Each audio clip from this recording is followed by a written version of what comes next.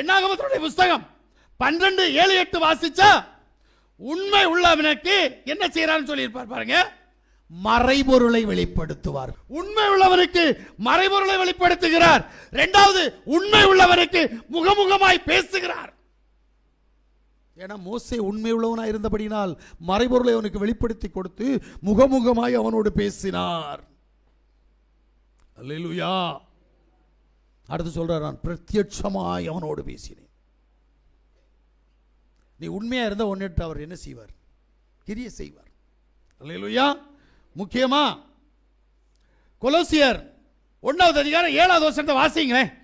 அதை எங்களுக்கு பிரியமான உடன் வேலையாளும் உங்களுக்காக மெஸ்ஸியாவின் உண்மையான ஊழியக்காரனுமாய் இருக்கிறார். ஆமென். எப்பா பிரப்தாவனிடத்தில் நீங்கள் கற்றிருக்கிறீர்கள். நல்லா கேட்டீங்களா? எப்பாப்பிரா இவனை குறித்து வேதம் திட்டவும் தெளிவாக சொல்லுகிறது. அவன் உண்மை உள்ளவன். யாருக்கு? யாசுவா மேசியாவுக்கு வேதம் சொல்லுது. நீ எப்படி அவருக்கு உண்மையா இருக்கிறியா? அல்லேலூயா. பிலிப்பியர் 2:25 சொல்லுது, அவன் குறைச்சல் உள்ளவனுக்கு உதவி செய்கிறவன். நீ செய்வ? யாசுவா எவன் ஆசீர்வாதத்தில் ஐஸ்வர்யத்தில் இல்லாமையா இருக்கிறானோ அவனுக்கு உதவி செய்கிறவன். அல்லேலூயா. ஜெபத்தில் போராடுகிறவன் என்று சொல்லி கொலோசியர் 4:12 சொல்லுது. யாசுவா நிமித்தம் காவலில் இருந்தான் என்று சொல்லி பிலமோ 1:23 நினைக்கிறேன் அங்க சொல்லுது. ஏன்னா அவன் உண்மை உள்ளவன். இரண்டாவது ஒருத்தரை குறித்து வேதத்தில் நான் வாசிக்கிறேன். 1 கொரிந்தியருடைய புஸ்தகம் 4:17. இது நிமித்தமாக எனக்கு பிரியமும் யாவுக்குள் உண்மையும் உள்ள என் குமாரனாகிய தீமோத்தேயுவை உங்களிடத்தில் அனுப்பினேன். நான் எங்களுக்கு எந்த சபையிலும் போய்த்து வருகிற பிரகாரம் மெசியாவுக்குள்ளாக என் நடக்கையும் அவன் உங்களுக்கு ஞாபகப்படுத்துவான். நல்ல கேளுங்க. யாரு அடுத்தது? தீமோத்தேயு. இவங்க 2 பேரும் யாருன்னு தெரியுமா? பவுலுடைய உடனூழியக்காரர்கள். இவன் உண்மை உள்ளவன்.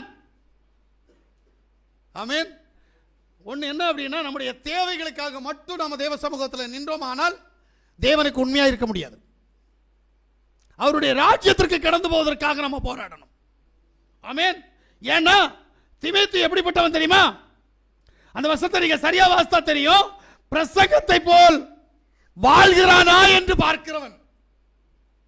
பவுலையே பரிசோதிச்சு பார்க்கிறவனாக தீமோத்தேயு சாதாரணப்பட்டவன் இல்லை. இவர் சொல்றது போல இவர் இருக்கிறாரா, இவர்கிட்ட அந்த கிரியை இருக்கா அப்படின்னு பார்க்கிறவன். ஆமென்.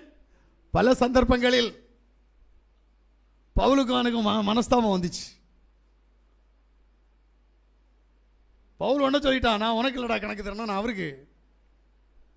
என் கூட உடனொழியக்காரராக இருக்கணும்னா இருடா, இல்லைன்னா நீ போடான்னு. இல்லை இல்லை நான் உங்க கூட இருக்கிறேன். நீங்கள் அவன் சரித்திரத்தை படிச்சீங்கன்னா கொஞ்சம் வித்தியாசமாக இருக்கும். இல்லை இல்லை நான் உங்க கூட இருக்கிறேன் அப்படின்னு. ஆனால் பிரசங்கத்தை அந்த அளவு கவனிப்பான். பிரசங்கத்தின்படி வாழணும்னு நினைக்கிறவன். அதனால தனக்கு வழிகாட்டியையும் அந்த அளவு இருக்கிறாருன்னு யோசிப்பான். அப்படிப்பட்டவன் தான் தீமோத்தேயு.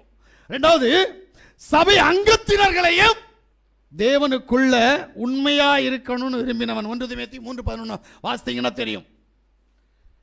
இப்ப நீதிமொழியின் புஸ்தகம் 12வது அதிகாரம் 22வது வசனத்தை வாசிங்க. பொய் உதடுகள் யாவுக்கு அருவருப்பானைகள், உண்மையா நடக்கிறவளோ அவருக்கு பிரியம். பாத்தீங்களா? உண்மையா நட, ஆனா பொய் பேசின தேவன் உனக்கு நன்மை செய்ய மாட்டார். நம்ம வாயோ பொய் தான் பேசிக்கிட்டு இருக்கு. என்ன பண்ண? உண்மை பேச மாட்டேங்குது. வாய் திறந்தா பொய்,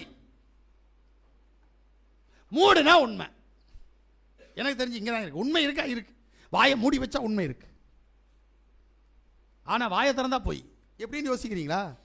நீ வாயை திறக்கிறனா பொய்ய சொல்ற. அப்ப தேவன் சொல்றார் உண்மை உள்ளவனை ஆசீர்வதிப்பேன். நீ வாயை திறந்து ஒரு நாள் உண்மை பேச மாட்டேங்கிறியே, அப்ப எப்படி ஆசீர்வாதம் வரும்? அதனால நீ மௌனமா இருந்தா நல்லா இருக்குன்னு நினைக்கிறேன்.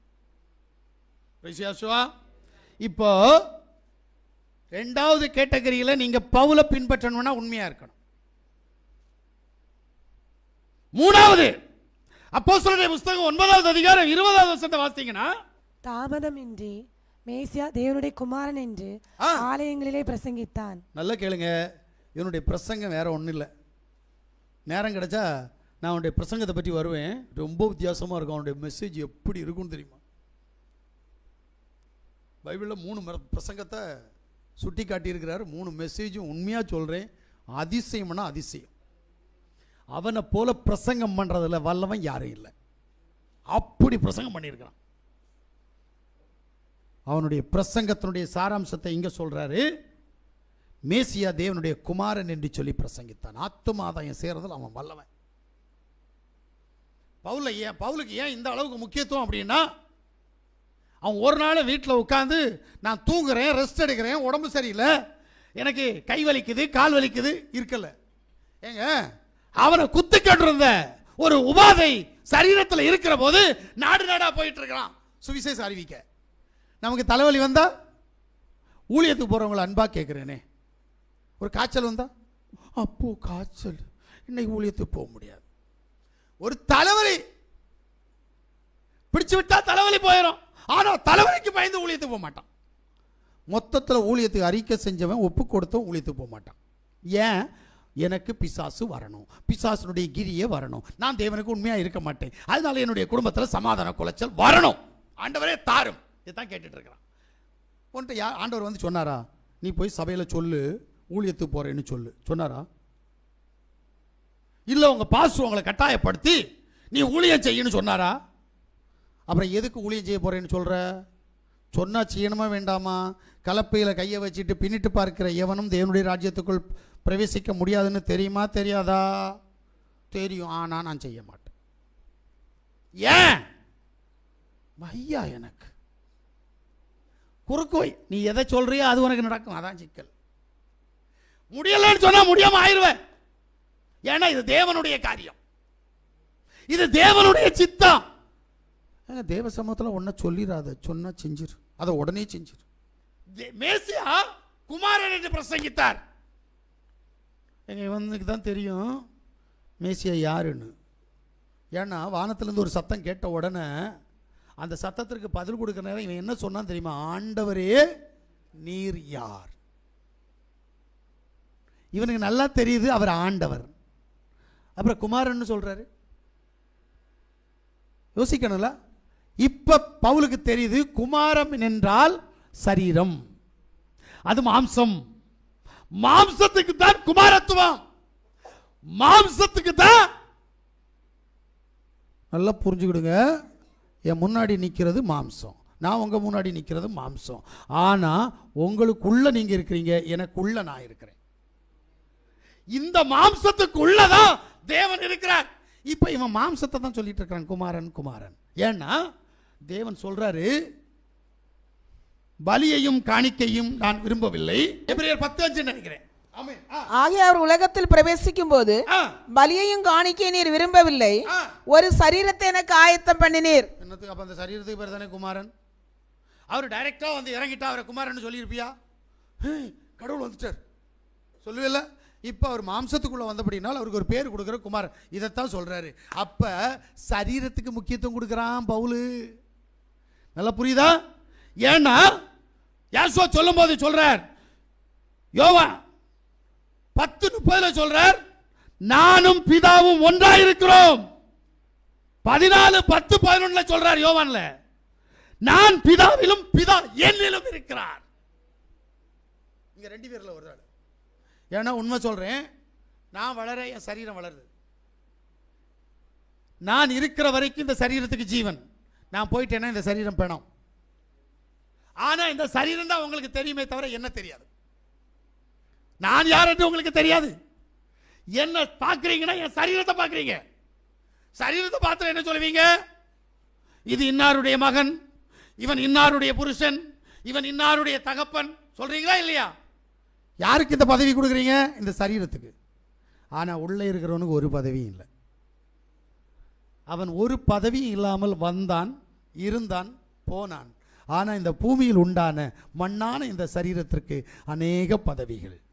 யாசுவா மரியாளுடைய வயிற்றில் உண்டான அந்த சரீரத்திற்கு அநேக பதவிகள் கொடுக்கப்பட்டது. ஆனால் சர்வ வல்லமையுள்ள யாவுக்கு ஒரு பதவியும் இல்லை. அவர் தான் உள்ள வந்தார். ஆமென். இதை பவுல் அறிந்தபடியினால் சரீரத்தை மேன்மைப்படுத்தி கொண்டிருக்கிறான். ஏன்னா அந்த சரீரத்துள்ள இரத்தம் தான் பவுலை ரட்சித்தது. பிரைஸ் இயேசுவா. நல்லா புரிஞ்சுக்கணும், இந்த சரீரத்தில் உள்ள இரத்தம் தான் உங்களையும் எங்களையும் ரட்சிக்கிறது, என்னையும் ரட்சிக்கிறது. ஆமென். ஏன்னா யாசுவா மேசியாவின் இரத்தம் சகல பாவங்களை நீக்கி நம்மை சுத்திகரிக்கும். அப்ப அந்த இரத்தத்தினுடைய மகத்துவம் உனக்கு வேணும்னா அந்த சரீரத்தை நீ அறியணும், அவரை அறியணும். அவர் சொல்றார் ஒரு நாள், பிதாவையும் குமாரனையும் அறிவது நித்திய ஜீவன். நீதிமொழியின் புஸ்தகம் 30வது அதிகாரம் 4வது வசனத்துக்கு வந்தீங்கன்னா அங்க பிதாவுடைய பேர் தெரியுமா குமாரனுடைய பேர் தெரியுமான்னு கேட்பார். ரகசியமா வச்சிருக்கிறார். ஆமென். நமக்கு புரியல, நம்ம என்னமோ நினைச்சுக்கிட்டு இருக்கிறோம். தயவு செய்து சொல்றேன், பவுல் பிரசங்கித்த குமாரனுடைய வல்லமையை நீங்க அறியணும். குமார தத்துவம் எங்க இருக்குது? அவருடைய நாமத்துக்குள் ஒளிந்திருக்கிறது. ஏன்னா ஒரு 26 நினைக்கிறேன், 9 லூக்கா 9:26 நினைக்கிறேன். என்ன சொல்றார் அப்படின்னா, நான் பிதாவின் மகிமையோடும் குமாரனுடைய மகிமையோடும் பரிசுத்த தூதரின் மகிமையோடும் வரும்போது. ஆமென்.